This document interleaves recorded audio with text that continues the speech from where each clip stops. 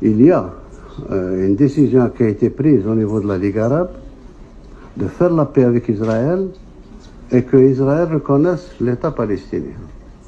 C'est ce qui a été fait, c'est ce que nous suivons jusqu'à présent.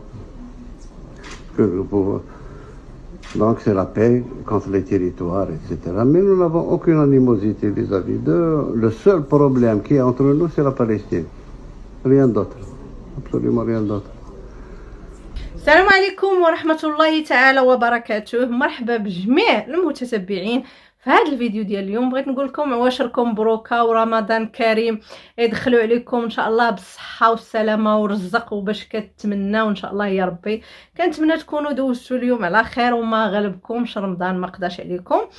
هذا الفيديو هذا اضطريت، ما كنتش باغا ندير فيديو، ولكن هذه واحد النقطه اللي مهمه وخصنا نهضروا فيها.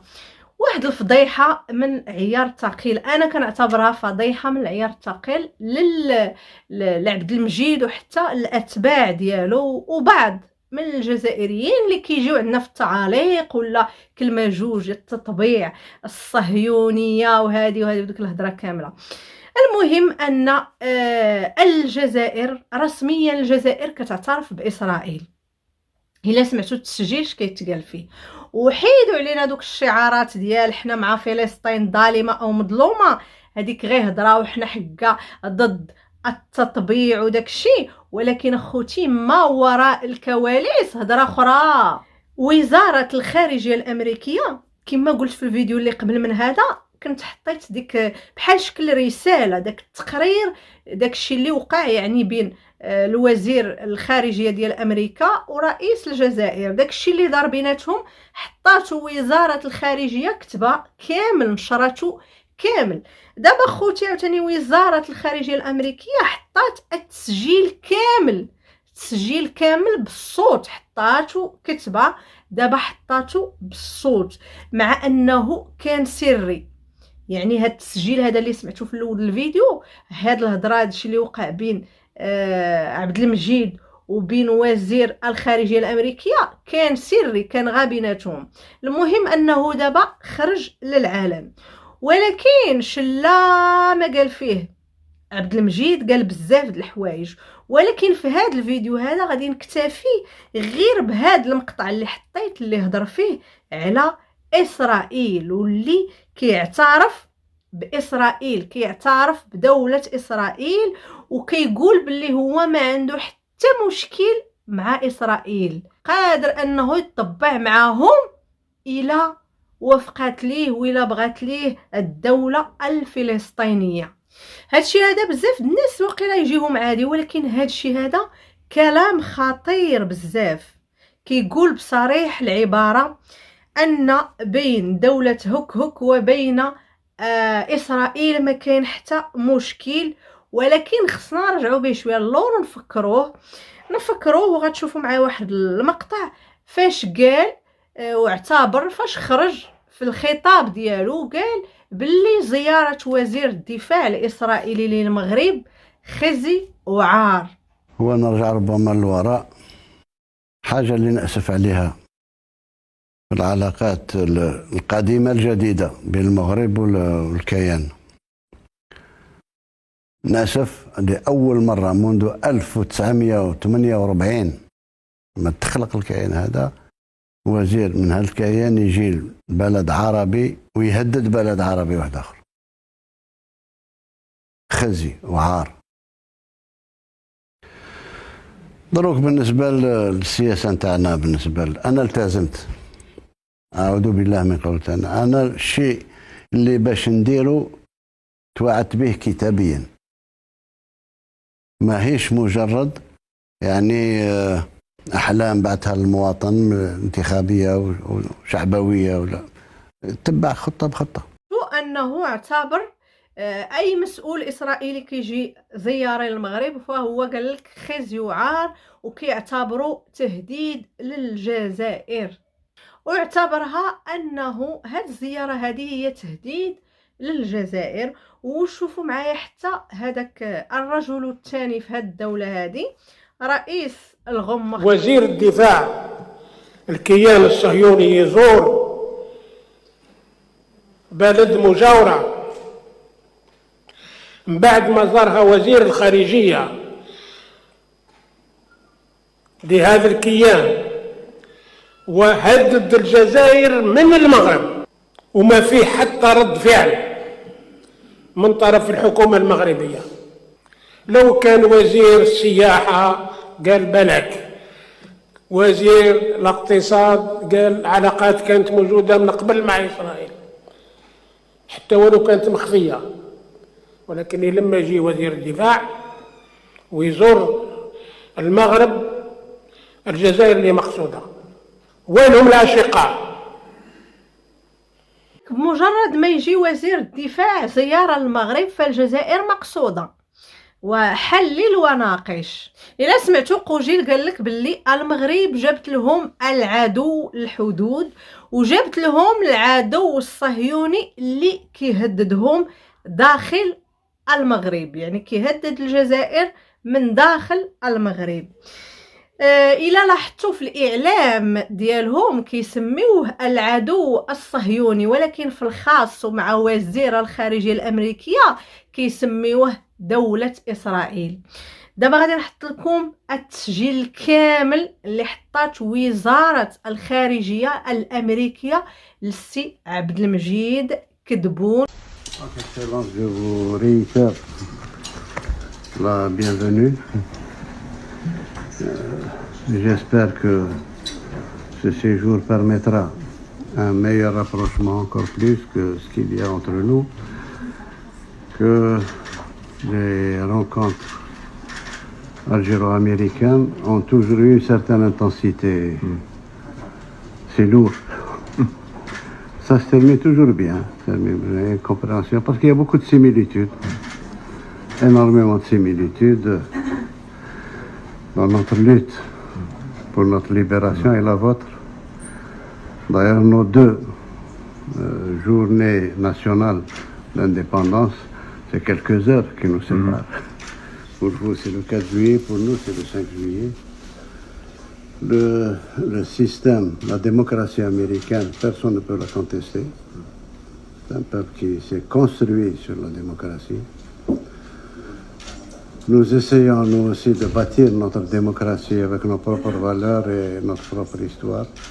Elles se rejoignent, de toute façon, la démocratie étant le fait que les institutions soient représentatives réellement d'un peuple et d'un... En ce qui concerne, bien sûr, l'arbitrage des États-Unis d'Amérique dans tous les conflits internationaux, dans toutes les... Nous sommes pour. Nous sommes, vous savez, peut-être nous sommes des rêveurs peut-être, mais on rêve d'un monde plus équilibré, d'un monde où la liberté est mieux défendue, d'un monde où nous faisons ce que nous pouvons avec nos moyens. Et dans notre environnement, parfois on est compris, parfois on est incompris. Vous savez, notre environnement, on est entouré de pays qui ne nous ressemblent pas beaucoup, en dehors de la Tunisie. D'ailleurs, c'est pour ça qu'il y a des relations très intimes avec la Tunisie, parce qu'on se ressemble dans beaucoup de domaines. Sinon, toutes nos frontières sont en flammes. La Libye, déstabilisée. Après la Libye, bien sûr, il y a tout le Sahel, il y a tout ça va du Tchad au Burkina, au Mali, Niger. Et même la Mauritanie est chancelante, elle n'est pas très puissante. Bon, à côté, nous avons le royaume du Maroc. Bon. Nos relations ont toujours été coup-ci, coup-ça. Depuis notre indépendance, c'est pas récent, c'est pas l'affaire du Sahara ou l'affaire du... Il y a deux mentalités, deux manières de voir les choses, deux manières de... Autant nous respectons tous les peuples, on respecte les frontières des peuples, on respecte...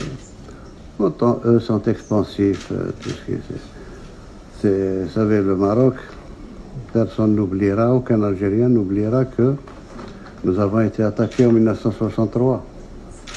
On n'avait même pas d'armée régulière. Nous avons attaqué avec les forces spéciales, les hélicoptères, les avions. Nous avons eu 850 morts pour qu'ils prennent une partie de notre territoire.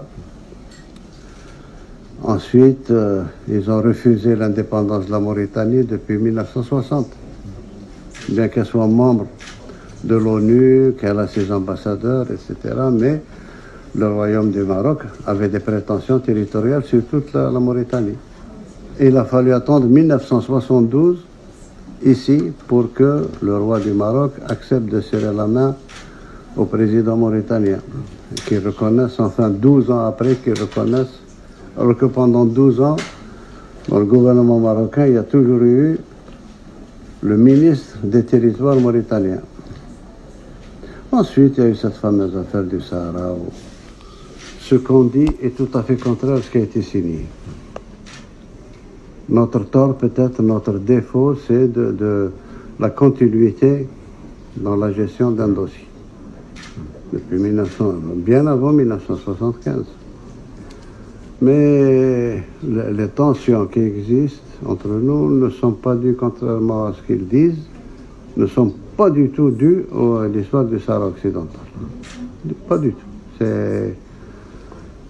C'est d'autres problèmes. Ils ont toujours voulu déstabiliser l'Algérie, je ne sais pas pourquoi.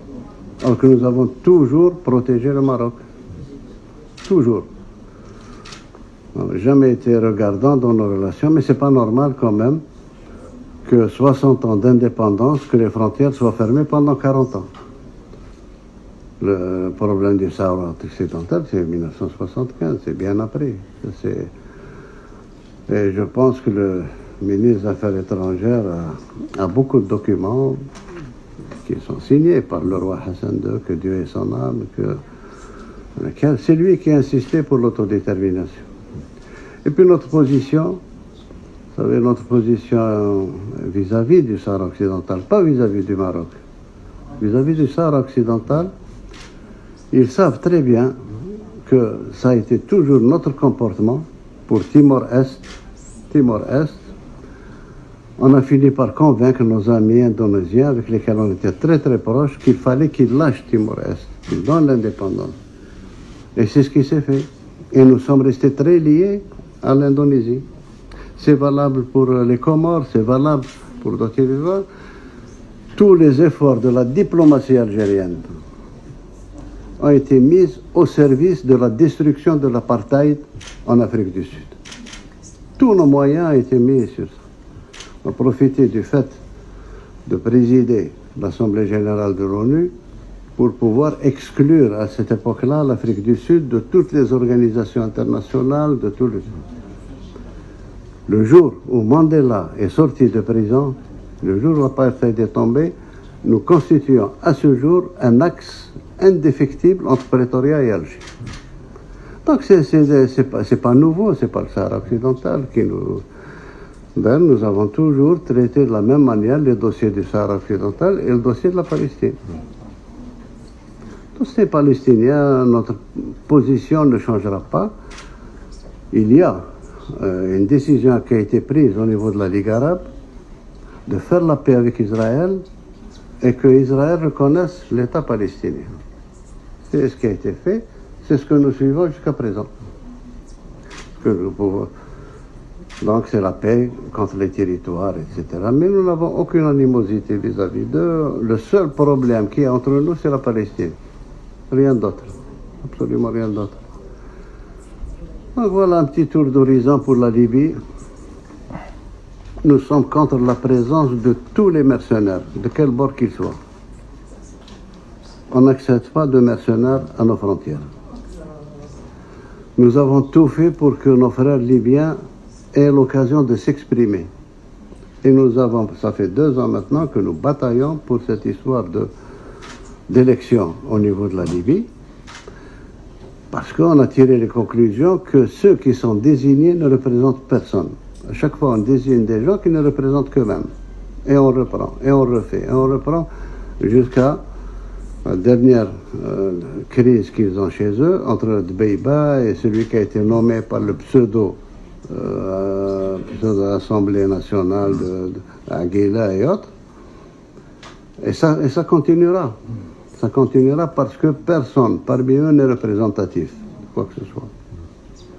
Et ce qui est pire, c'est qu'en Libye, il y a des forces qui font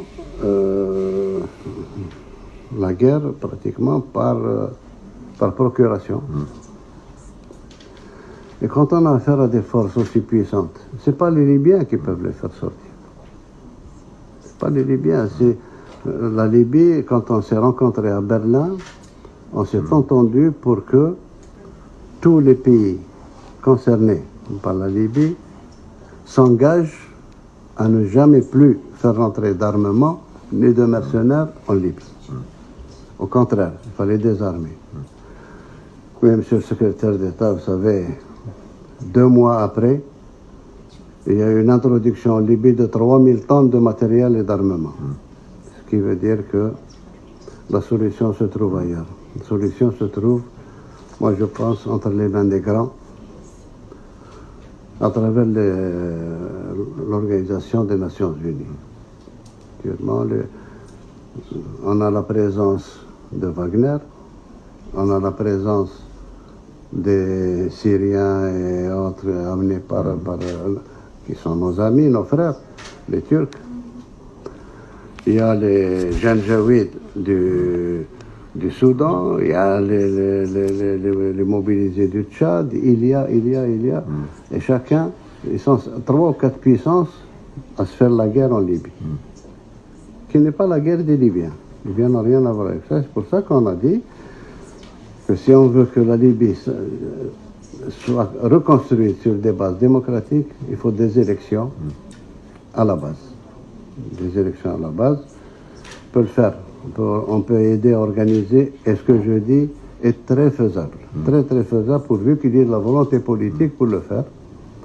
On sortirait avec une assemblée élue. Ensuite, tout le monde peut aider à la reconstruction de l'État libyen à partir de l'Assemblée, le gouvernement, le président, etc. Ceux qui ont des arrière-pensées de remplacer l'ex-président décédé, c'est eux qui veulent régler le problème à partir du sommet. Désigner un président, élire un président pour que lui fasse ce qu'il veut et s'oriente vers ceci ou vers ceci. Ça, c'est pas de la démocratie. Démocratie à la base. Donc ça, c'est pour le problème libyen. Pour le problème tchadien, le Tchad, à force d'être utilisé depuis 3 décennies ou 4 décennies, c'est pas récent. Été très utilisé par les Libyens. Aujourd'hui, ils ont créé des forces capables de combattre. Des forces organisées, capables de combattre et capables de déstabiliser. Ce qui rend très fragile le Niger et très fragile encore le Burkina Faso. Le Mali, n'en parlons pas. Et puis, je vous parle à cœur ouvert, monsieur le secrétaire d'État. Personnellement, je n'ai jamais compris comment on est arrivé à cette situation. Ça a coïncidé de manière arithmétique et de manière mécanique avec la chute de la Libye. Et l'armement a commencé à se déverser sur le Sahel. Tout le monde voyait ce qui se passait. Personne n'a arrêté. C'est jusqu'au moment où il y a eu Barkhane pour éviter que Bamako ne soit prise par les terroristes. Je peux vous parler du problème malien parce que c'est le problème qui nous est le plus proche. Très proche même, puisque depuis notre indépendance, depuis 1962, nous n'avons jamais arrêté d'intercéder et d'intervenir entre les tribus maliennes. Comme c'est nos frontaliers, il y a beaucoup de Maliens dont les origines sont algériennes et beaucoup d'Algériens dont les origines sont maliennes. Ce qui fait que nous intervenons à chaque fois pour calmer les velléités tribales, les velléités ceci, cela, depuis Modibo Keïta jusqu'à ce jour. À ce jour, malheureusement, là aussi, il y a eu des interférences. Beaucoup d'interférences qui ne nous ont pas permis d'agir. Nous sommes arrivés aux accords d'Alger qui réglaient définitivement ce problème d'antinomie entre le nord Mali et le sud Mali. Il y a Il y a eu des intervenants, on n'a pas pu l'appliquer. Il n'est pas appliqué à ce jour. Et ils sont en train de tout faire pour que ça ne s'appliquera jamais. Ils sont en train de changer les données et la donne. Tous les signataires sont venus à Alger jusqu'à présent, sont en contact avec Alger et ils tiennent à l'exécution de cet accord, ce qui n'est pas l'avis de l'actuel Premier ministre malien, nommé par la junte, qui lui ne reconnaît pas qui est même contre, il le dit, il l'écrit. Donc on en est là, on en est là. Il y a eu des incompréhensions avec nos amis français, nous n'avons jamais voulu intervenir. Il y a une entraide qui se fait sur le plan sécuritaire, sur le plan... Mais nous avons toujours dit que la force, c'est pour asseoir la paix, pas pour chercher la paix. Une fois que la paix est revenue, il faut la renforcer avec la force. Mais en attendant, il faut chercher ailleurs. Une présence militaire dans un Sahara aussi important et avec cette multiplicité de problèmes ethniques ne peut servir que sous forme d'appel d'air du terrorisme, sous une forme ou une autre. Sous une forme ou une autre. Nous aussi, on a subi ce que nous avons subi. On nous a enlevé. Nous savons qu'est-ce qu'il a fait. On nous a enlevé nos diplomates, ils en ont tué 2. Je ne sais même pas où est-ce qu'ils sont enterrés. C'est le prix que nous avons payé, que nous continuons à payer pour le Mali et pour l'unification du Mali. Il y a une certitude qui ne changera jamais pour nous, c'est l'unité territoriale du Mali. L'unité du peuple et du territoire. On essaye de faire en sorte qu'on revienne à plus de compréhension de ce problème-là, que ce n'est pas un problème de puissance géopolitique ou autre. Ce que nous voulons, c'est que nos frontières soient calmes. Et ce que nous dépensons actuellement pour protéger nos frontières, on souhaiterait le mettre dans le développement de notre jeunesse, dans le développement de notre territoire. On n'a pas besoin d'autant d'armes ni autant de... Ça, c'est pour nous défendre. D'ailleurs, nous avons une théorie militaire de défense. Nous n'avons jamais eu une théorie d'attaque ou d'aller ailleurs. Jamais. Voilà un peu l'histoire. Pour peut-être couronner le tout, je pense que il est temps aussi qu'on s'occupe, nous sommes en train de nous occuper de nos problèmes internes. Nos problèmes internes qui font que, durant ma campagne électorale, j'ai été très clair. C'était très clair. C'est rare quand un candidat à la présidence écrit ses engagements. Et moi, je suis tenu par ce qui a été écrit, parce que j'ai dit. C'est vraiment, on dit que les promesses ne valent que par ceux qui y croient. Moi, je les ai écrits et nous sommes en train de les suivre. C'est un pays très jeune. Moi, je me suis attelé jusqu'à présent et je ferai jusqu'à la fin de mon mandat d'introduire le maximum de jeunes dans le pouvoir. De remettre le pouvoir pratiquement à ces jeunes-là. On a ouvert, j'ai éliminé pratiquement tout ce qui faussait les élections chez nous, l'argent, la tricherie, etc.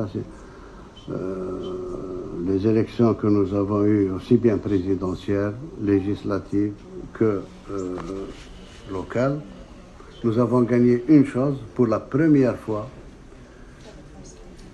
Opposition ou non-opposition, personne n'a dit qu'il y a eu tricherie dans les résultats. Ça, c'est déjà un résultat, un acquis énorme dans un pays du tiers-monde. Donc, nous sommes arrivés à introduire énormément de jeunes à l'Assemblée nationale pour qu'ils apprennent à légiférer pour le pays, ils apprennent quels sont les méandres de la politique. Nous sommes en train de le faire. On l'a fait aussi pour les élections locales. On a encouragé beaucoup de jeunes à se présenter pour la gestion des mairies et des gestions des assemblées de wilaya. Nous avons mis en place l'observatoire de la société civile. On en parle depuis 4 décennies. Maintenant, il est là. Il a été même constitutionnalisé. Nous sommes en plein préparatif du Conseil national, du Conseil supérieur de la jeunesse, qui sera pratiquement un parlement des jeunes pour tout ce qui les concerne, etc. Sur le plan économique, nous luttons avec toute l'énergie nécessaire contre la corruption, contre tout ce qui a sali notre pays et qui a détourné l'argent du pays alors qu'il aurait dû aller vers le peuple et vers le développement de ce pays. Nous continuons à lutter comme ça. Sur le plan de l'investissement, nous sommes en train de préparer, peut-être pour 1 mois ou 1 mois et demi, nous allons avoir le code des investissements. J'ai exigé que ce code-là soit valable pendant 10 ans. Pendant 10 ans, on n'aura pas le droit de toucher une virgule pour permettre l'investissement, pour permettre libérer au maximum les IDE, l'investissement étranger et même l'investissement national, mettre toutes les barrières nécessaires pour qu'on s'éloigne définitivement de tout ce qui a été fait par l'oligarchie qui est partie, etc. Qui a été très lié avec la mafia russe, mafia italienne, mafia de tout truc, et qui ont détourné tout l'argent du pays. On essaie d'en faire profiter les jeunes. Ma vision est que ce pays-là est jeune, il faut qu'il soit pris en charge par les jeunes, aussi bien politiquement qu'économiquement.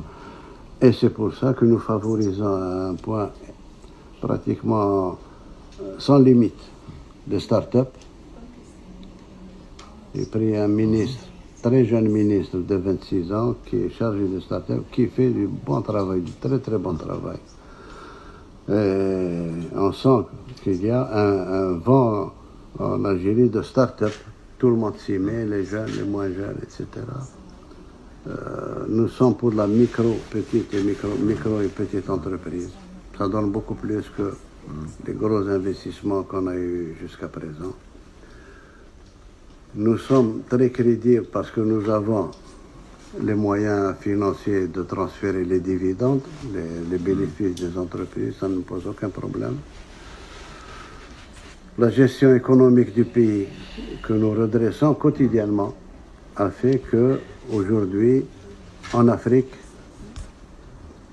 du Nord aussi, Maghreb compris, nous sommes le seul pays qui n'est pas endetté, le seul pays qui a donné cette dynamique dans la lutte anti-corruption.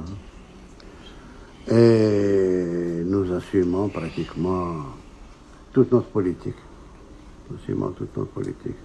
Alors, bien sûr, nous avons de très très grands projets structurants pour le pays. Premier projet, c'est reprendre notre agriculture, parce qu'en principe, avec un pays aussi vaste, on peut servir l'Afrique en matière de grains, en matière de session. On peut le faire, c'est techniquement très faisable, j'ai toutes les données depuis que j'étais administrateur sur ce plan-là. On peut produire facilement, on peut arriver à 30 millions de tonnes. Nous avons besoin de 9 millions et les 21 millions peuvent être exportés vers l'Égypte, vers le Maroc, vers la Tunisie, sans problème. Sur le plan de l'élevage, nous avons un déficit. Nous avons un déficit en matière de lait. Nous importons énormément de lait en poudre que nous recomposons avec de l'eau ici. Ça, c'est sur le plan de l'agriculture. Sur le plan de transport, nous sommes en train de reconstituer la flotte marchande algérienne. Nous sommes en train de reconstituer aussi la flotte aérienne, parce que jusqu'à présent, il y a presque la moitié du globe terrestre auquel on n'accède pas. Il faudrait y aller partout maintenant. Sur le plan du transport ferroviaire, c'est l'une des bases de mon programme, c'est d'arriver, comme ça a été prévu avec le port centre d'Alger, d'arriver à en faire un port africain qui permette de transporter tous les conteneurs par voie de chemin de fer jusqu'au Mali et jusqu'au Niger. Nous avons travaillé sur ça avec nos propres moyens. Actuellement, nous sommes à Béchar. Votre chemin de fer est à Béchar. Béchar est à 900 km d'Alger, dans le sud-ouest. Il reste, pour atteindre Adrar, à peu près 560 km à refaire. Et d'Adrar, on va directement sur le Mali. Le Mali. Pour reprendre un peu, une société qui existait du temps de la colonisation qui s'appelait Mer Niger. C'était les marchandises arrivaient par train jusqu'à Béchar et puis repartaient par camion jusqu'au Mali et au Niger. Voilà globalement, de manière très succincte, l'Algérie, telle que je vous en parle. Je vous remercie de votre écoute. Monsieur le Président, merci beaucoup pour ce tour d'horizon très détaillé, très intéressant. J'ai eu l'occasion d'évoquer les sujets de politique étrangère avec le ministre, mon ami, de longue date. Et effectivement, je me réjouis de me retrouver en Algérie. J'étais là en 2016. Je suis très content d'être de retour pour justement approfondir les relations entre nos deux pays, le travail en commun sur les dossiers de sécurité que vous avez évoqués et aussi le travail en commun sur les opportunités économiques, d'investissement, de commerce entre nos pays. Je crois que les projets de loi que vous avancez feront que le climat d'investissement sera encore meilleur. Il y a déjà une bonne fondation sur laquelle il faut bâtir, mais je sais que nous aurons l'occasion de rentrer dans les détails dans la conversation à venir. But in any event, it's wonderful to be back in Algeria after last being here in 2016. Thank you for sharing this wonderful tour of the region, the world, and our relationship. Thank you. Donc, il est en train de répéter ce qu'il a dit. Oui.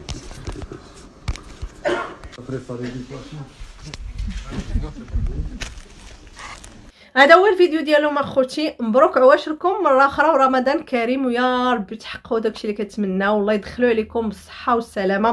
ما تنساوش اخوتي الا عجبكم الفيديو لايك، هبطوا لتحت لايك، خليوا لي الراي ديالكم في التعاليق وشكرا لكم بزاف وبسلامه حتى الفيديو جاي ان شاء الله. مع السلامه.